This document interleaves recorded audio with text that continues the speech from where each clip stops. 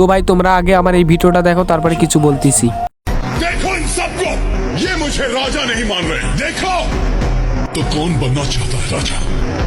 তো আমি এই ভিডিওটা আমার টিকটকে ছাড়ছিলাম, তো এক ভাই কমেন্ট করছে, তো তার কমেন্টটা দেখেন। এই ভাইয়ের কমেন্টও দেখতে পাচ্ছেন। তো এই ভাইয়ের রিকোয়েস্টে আমি ভিডিওটা বানাচ্ছি, আপনারা সবাই দেখবেন। খুবই সহজ।